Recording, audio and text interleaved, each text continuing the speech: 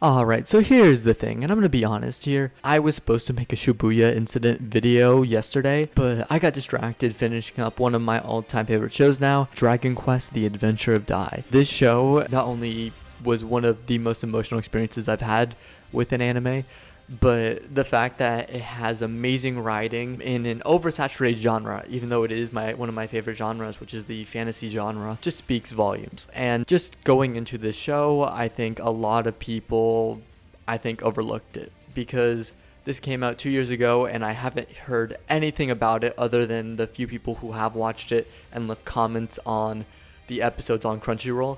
I haven't heard that much conversation around it, and I think that's really unfortunate. So for the first half of, I guess, this video is just kind of me explaining, I think, why the show is special for me and why it really, I guess, got bumped up high in my rankings.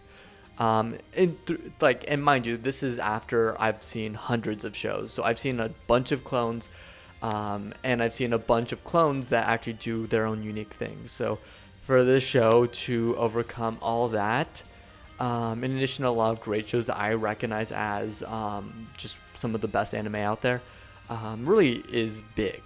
I want to stress that first and foremost. So when it comes to this show, I am very much a sucker for, I guess, the fantasy genre because of the journey.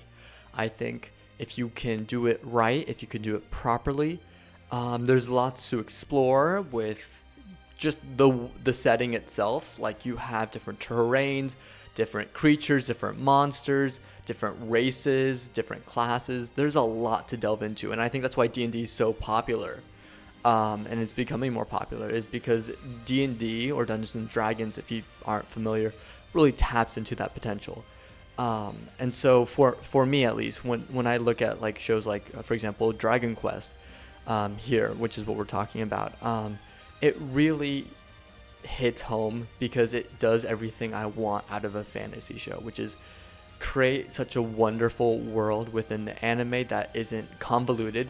It is very simple from the start, and although there's a lot of complicated things that happen later on and lots of big plot twists, I felt like I could still follow along. And I think that is the number one rule when it comes to good fantasy writing, is to make sure that within everything going on, because there's so many gears and parts to the story that you're telling, you're basically making sure that, you know, your audience is staying on track and they're not losing sight of what you're trying to tell or your direction. And I think that in part this anime lends itself to having amazing characters, and that's what helps, I guess, bring us into this world and helps us flush out like what needs to be done. Now, there's a bunch of central characters that end up growing as the story progresses, which is already one of my favorite tropes. One of my favorite story tropes is when you have sort of a main character who's just so magnetic, so upbeat, that he is a vacuum for everything wholesome. So everyone that he meets and encounters, he brings into his inner circle, and it could be friend, it could be foe, but they all end up joining together to help overcome this great threat, and I am a sucker for that. The growing allies, like both in this show, in Beelzebub, in One Piece, all the way to shows like even one of my favorites is Magi. You have all these moving parts, and so when you have such an increase, like once you explore more of this world and you get to learn more about these parts, of course you're going to meet different people. And I think that's what is so admirable about this show, is that it basically lends itself to sort of saying, yep, you see more of the world and you get more characters. So that's awesome. But anyways, speaking on these characters, there are I went on a tangent, but out of all the main characters and all the central characters that the show has, by the end, there's only one standout for me. And the reason why I think this person is so special to me and resonates so much with me is because this show actually does something very clever and makes him an extremely flawed individual. Now, I don't want to say his name because I don't want to spoil it for you. Because I highly recommend you check this out. but um, but basically, he's a person who is not like everyone else. He doesn't have like great parents. He doesn't have a destiny. He basically is coming from nothing. He basically comes from just a common household who is just thrown into this mess, who wants to be someone greater. And although he basically doesn't have basically, I guess, the backstory to do what it takes to become a hero, it's through his hard work that he ends up becoming one of the greatest. And he ends up becoming the MVP near the very end of the story. And oh my goodness, he is fantastic. Now, if you know who I'm talking about, if you've watched the show, you probably know. He, to me, even outshined the main character a lot of times. And people were joking in the comments too. I was reading up on the comments, and they were saying how he stole the show, or man, his back must be hurting because he's been carrying all these arcs. And I couldn't agree more. I think just to have someone, and it actually is like very inspiring for me to have someone who is very flawed and has a lot of things against him, like high anxiety. He's scared all the time. He doesn't really have too much motivation like the others to overcome threats. He has a harder time, I guess, than a lot of the other characters. Even despite all that, he manages to work hard and try his best. And even though he may fall short in a lot of instances, he still gets up and tries again and again and again. And I think that is amazing. Now, when it comes to, I guess, writing characters, a lot of people, and I think this is, like the biggest criticism for like a lot of mid to below average shows or movies, is when you try and make the perfect character. When you want to make someone flawless, who is perfect, void of any imperfections. I think this is, it can be done, but it has to be done in a smart way. Now, when you have, for example, characters who basically just steal the show and say, you know what, I have all these imperfections, I am a broken individual, but I'm going to try my best to overcome, I find that to be more endearing. That's just me personally. And so the fact that Dragon Quest has one of its central characters do that and play a major role in the story, I think was amazing. Now, going into, I guess, the next part, because I did talk about a little bit about the characters, one of the things I think a lot of shows need to do more often, that I think is one of like the best parts of the show, that not many people are really talking about, is the costuming, or like the outfits that the characters wear. Because in most shows you get like, I guess, different outfits for the characters. Like sometimes you'll get streetwear, which is cool. I love it. Like Jujutsu Kaisen, they'll wear like different streetwear, aside from their school uniforms, and that's pretty cool.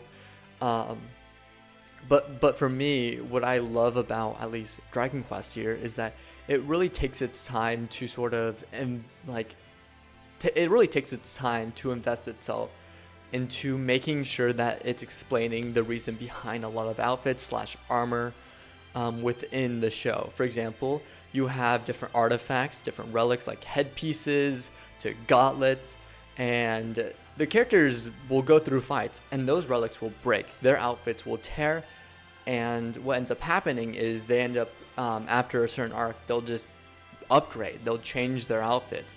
And it's almost like as the show progresses, and this is what I was told by someone, they actually piece together different like equipment pieces from old outfits, incorporate new pieces into their costume, and by the end they actually get closer and closer to what they actually look in the game.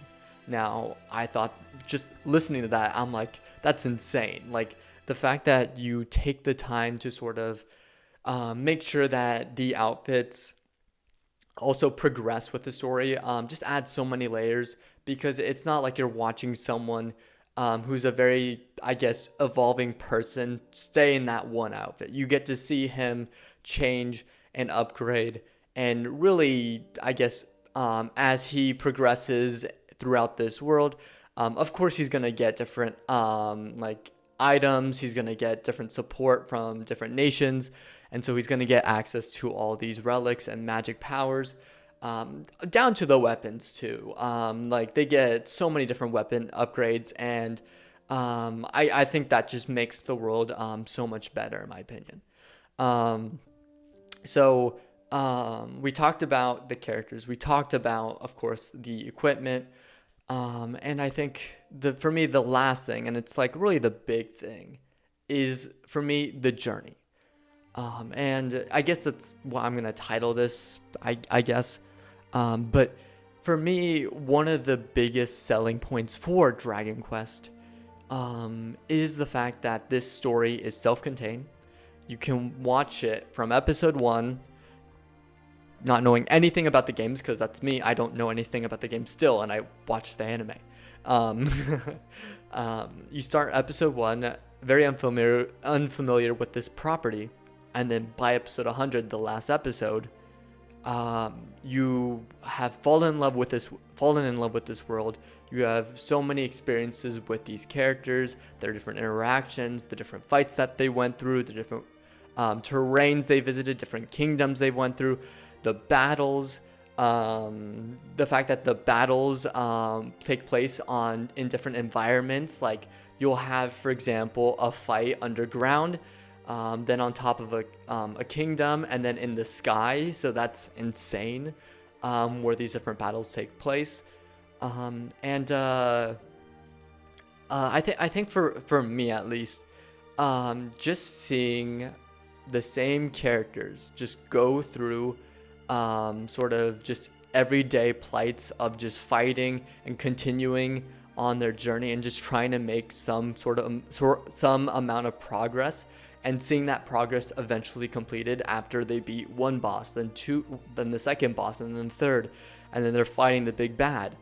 I just love that. And I think a lot of anime, some of the best examples of really great anime have done that.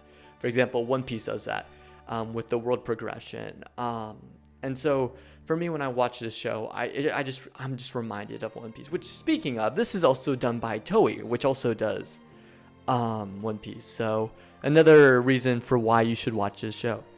And I guess for me, overall, I wanted to make this video because I wanted to sort of talk about this show because I want to bring more recognition to it. Yes, did I want to talk about another popular anime? Do I want to talk about more popular anime coming out this season? Absolutely. I wanted to make a JJK video, but didn't get to it because I was busy finishing this show, if I'm going to be completely honest. And I wanted to... I'll make a JJK video eventually, but I wanted to shine the light on this, especially since it's the 1-year anniversary since the last episode, and oh my goodness, that ending, I know people will feel different about it, but for me, I love the ending that they chose. If you're wondering why I'm saying that, I don't think it's bad by any means. I just think people will have different reactions to it. And I think just the last thing, like the last thing I want to say is, I know it's weird, but for me at least, I'm gonna be honest. So I am a filmmaker. I have graduated from a film school, and I'm basically, after my first year, I'm basically going through a year after my graduation. And so I've been sort of having this identity crisis of what I want to do with my life.